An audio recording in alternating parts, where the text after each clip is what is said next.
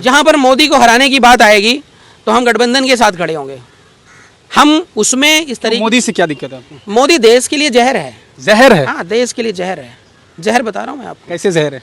जहर, अभिशाप जिसको बोलेंगे, वो तो कह रहे बीमारी। हैं, हमने देश के लिए सब कुछ छोड़ भाई दिया। वो कह रहे हैं ना, मैं भी तो कह रहा हूँ, मेरी बात भी तो सुनो, मैं भी तो सुनो। ब्राह्मणवाद जानते हो, मनुवाद जानते हो क्या है? मैंने अभी पहले आपको बता दिया, दीजिए हमको, आरएसएस जो होता है, आरएसएस जो संस्था यहाँ पे बनी हुई है, ये शोषणकारी व्यवस्था है। मतलब आप क्या कहना चाहते हैं? सरकार जो है मनुवादी मैंने ये सरकार कह दिया, आप इंटरव्यू ले रहे हैं, आपके बच्चे को मैंने पढ़ा दिया, पढ़ा लिखा के बड़ा कर दिया, ठीक है, और कल आपका बच्चा मेरी जगह खड़ा हो जाएगा, तो मैं चाहूँगा आपका बच्चा पढ़े लिखे। आप सरकार को कह रहे हैं कि मनुवादी सरकार है। सरकार तो कह रही है सबका साथ सबका विकास। अरे तो कहने के लिए तो हर कोई कहता है भाई, आप रियलिटी को पहचानिए। चोर चोर कभी एक्सेप्ट करता मैं चोर हूँ? गैर जिम्मेदार जनता रहेगी तो नरेंद्र मोदी जैसा व्यक्ति ही प्रधानमंत्री बनेगा। जब जनता जिम्मेदार हो जाएगी देश के प्रति, समाज के प्रति, तो नरेंद्र मोदी जो है 2 मिनट भी नहीं टिकेंगे, बता रहा हूँ मैं। उत्तर प्रदेश में जो कानून व्यवस्था है उसको किस नज़रिए से देखते हैं आप? कानून व्यवस्था का रूप बदल गया है। पहले अखिलेश यादव जी गुंडागर्दी करते थे, ठीक है, अब योगी आदित्यनाथ जी गुंडागर्दी कर रहे हैं। अब योगी आदित्यनाथ जी जातिवादिता के आधार पर गुंडागर्दी नहीं कर रहे हैं, अब उन्होंने पुलिस को गुंडा बना दिया है। मतलब समझ रहे हैं ना कि बंदूक काम करेगी लेकिन मैं सामने नहीं दिखाई दूंगा। मतलब पीछे से वार होगा, आगे से भैया मैं बड़ा सीधा साधा व्यक्ति हूँ।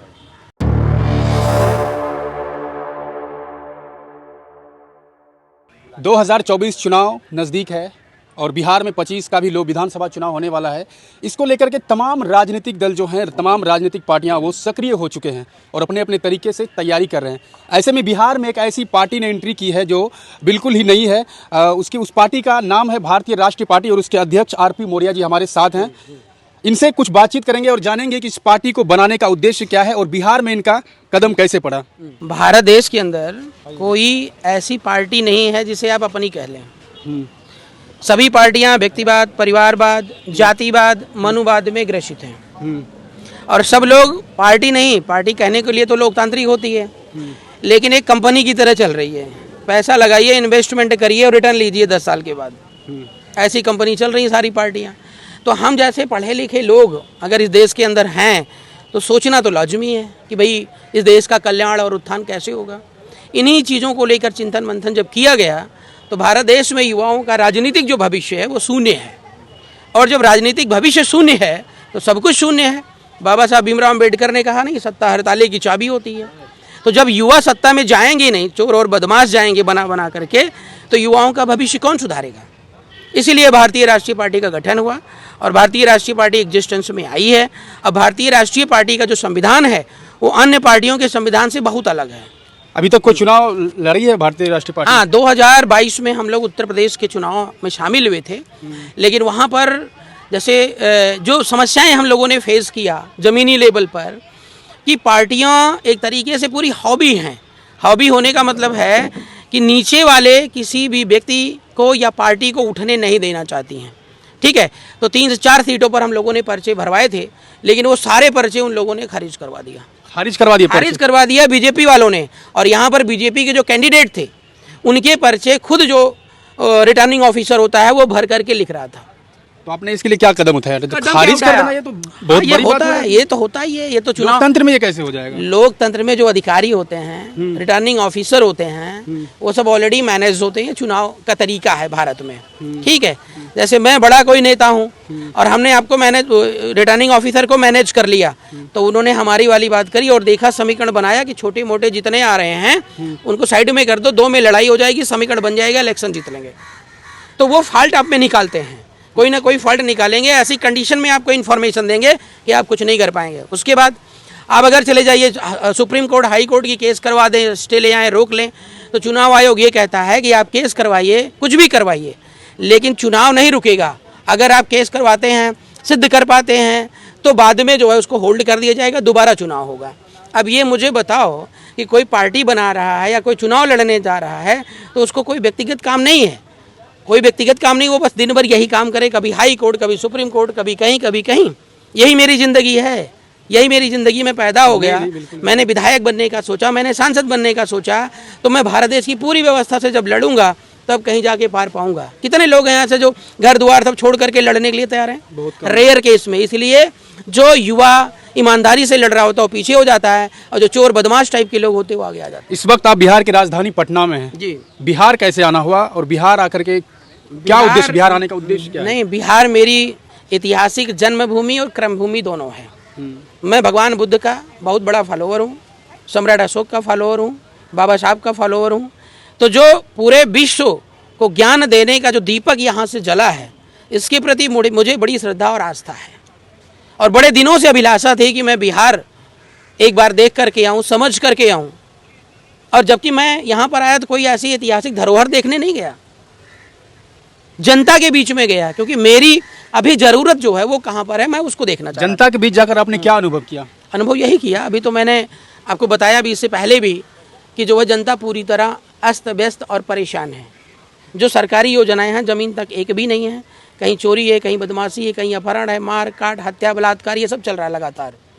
और बेरोजगारी चरम पर है, महंगाई चरम पर है, शिक्षा 0 बटा सन्नाटा है। जो सरकारी स्कूल के टीचर हैं उनसे अगर जनरल नॉलेज के बारे में या वैसी जानकारी आप ले लीजिए तो कुछ नहीं। मतलब कुल राम भरोसे चल रहा है।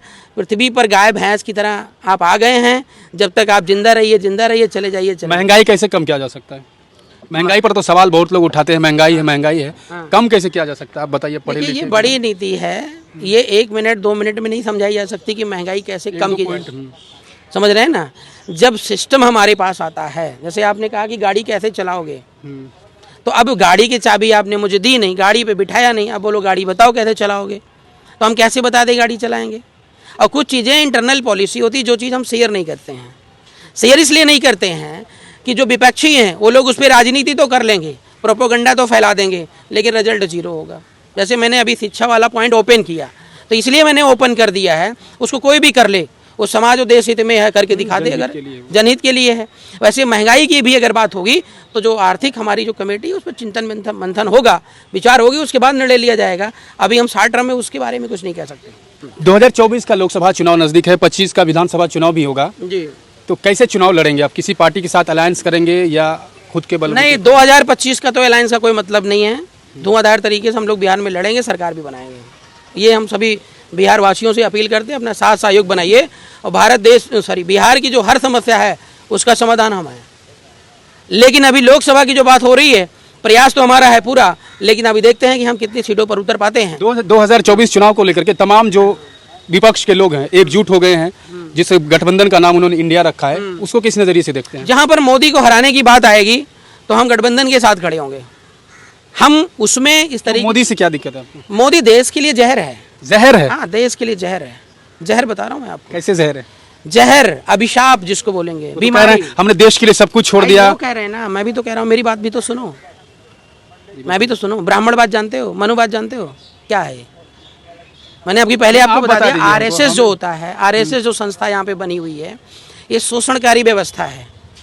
मतलब आप क्या कहना चाहते हैं? सरकार जो है मनुवादी सरकार है। मैंने ये कह दिया, आप इंटरव्यू ले रहे हैं, आपके बच्चे को मैंने पढ़ा दिया, पढ़ा लिखा के बड़ा कर दिया, ठीक है, और कल आपका बच्चा मेरी जगह खड़ा हो जाएगा, तो मैं चाहूंगा आपका बच्चा पढ़े लिखे। आप सरकार को कह रहे हैं कि मनुवादी सरकार है। सरकार तो कह रही है सबका साथ सबका विकास। अरे तो कहने के लिए तो हर कोई कहता है भाई, आप रियलिटी को पहचानिए। चोर कभी एक्सेप्ट करता मैं चोर हूँ? जब वो रंगे हाथ पकड़ा जाता है और 4 सोटा पीछे पड़ता है, तब वो कहता है हाँ मैंने चोरी करी। उससे पहले कोई चोर नहीं बोलता कि मैंने चोरी करी। अभी यहीं पर जा रहे हो, रास्ते में 1000 रुपये गिरा हो, उठा लोगे, और कोई ना देखे तो रास्ते में कोई पूछे भैया मेरा 1000 रुपये गिरा, कहीं देखा? तो नहीं भैया हमने नहीं देखा। मतलब 99% लोग नहीं कहेंगे। 15 अगस्त को पूरा देश जश्न आज़ादी मना रहा था। ऐसे मौके पर लाल किले की प्राचीर से ये कहना कि 2024 में फिर से मैं इसी लाल किले से झंडा फहराऊंगा, प्रधानमंत्री का। देखिए, प्रधानमंत्री क्या है, उसकी पहचान देश की जनता है, समझ रहे हैं ना? और जनता की पहचान प्रधानमंत्री है। गैर जिम्मेदार जनता रहेगी तो नरेंद्र मोदी जैसा व्यक्ति ही प्रधानमंत्री बनेगा। जब जनता जिम्मेदार हो जाएगी देश के प्रति, समाज के प्रति, तो नरेंद्र मोदी जो है 2 मिनट भी नहीं टिकेंगे, बता रहा हूँ मैं। और रही बात जो लाल किले की प्राचीर से चिल्ला रहे हैं, तो गोदी मीडिया उनकी है, पैसे उनके पास अरबों खरबों रुपए, दिन भर चारों तरफ जो मीडिया में चल रहा है उनको तो देख रहा है ना। हमको कौन देख रहा है? आपको कौन देख रहा है? बताइए आप मुझे। तो जब दिन भर उनका प्रचार चलेगा और मोदी जी जब पहली बार प्रधानमंत्री बने थे तो ये बोले थे कि काम हो या ना हो, सिर्फ प्रचार हो। तो सिर्फ प्रचार हो रहा है। दिन में 20 सूट बदला जाएगा और 20 एंगल से फ़ोटो लिया जाएगा, ठीक है ना। पता नहीं कितना टाइम होता है अगले के पास। तो 20 एंगल से फ़ोटो लिया जाएगा और कुछ लोगों को, जो मॉडर्न लोग हैं, जो पैसे वाले हैं, उनको भी मैं कहूँगा गैर जिम्मेदार, उनको बस एक्शन और फैशन से मतलब होते हैं, ठीक है ना। और देश की जिम्मेदारियों से। एक आखिरी सवाल, उत्तर प्रदेश में जो कानून व्यवस्था है उसको किस नज़रिए से देखते हैं आप? कानून व्यवस्था का रूप बदल गया है। पहले अखिलेश यादव जी गुंडागर्दी करते थे, ठीक है। अब योगी आदित्यनाथ जी गुंडागर्दी कर रहे हैं। अब योगी आदित्यनाथ जी जातिवादिता के आधार पर गुंडागर्दी नहीं कर रहे हैं, अब उन्होंने पुलिस को गुंडा बना दिया है। मतलब समझ रहे हैं ना कि बंदूक काम करेगी लेकिन मैं सामने नहीं दिखाई दूंगा। मतलब पीछे से वार होगा, आगे से भैया मैं बड़ा सीधा साधा व्यक्ति हूँ। चलिए, बहुत तरीका वही है, बदला कुछ नहीं है। चलिए, बहुत बहुत शुक्रिया। इस वक्त हमारे साथ बातचीत कर रहे थे आरपी मौर्या जी। उत्तर प्रदेश से आए हैं, बिहार की राजनीति को समझ रहे हैं, देश की राजनीति को समझ रहे हैं। 2024-25 चुनाव में अपना जो भी है जिस तरह से अपना दबदबा बनाने की कोशिश में लगे हुए हैं। मिलते हैं फिर किसी अगले वीडियो में, तब तक के लिए शुक्रिया।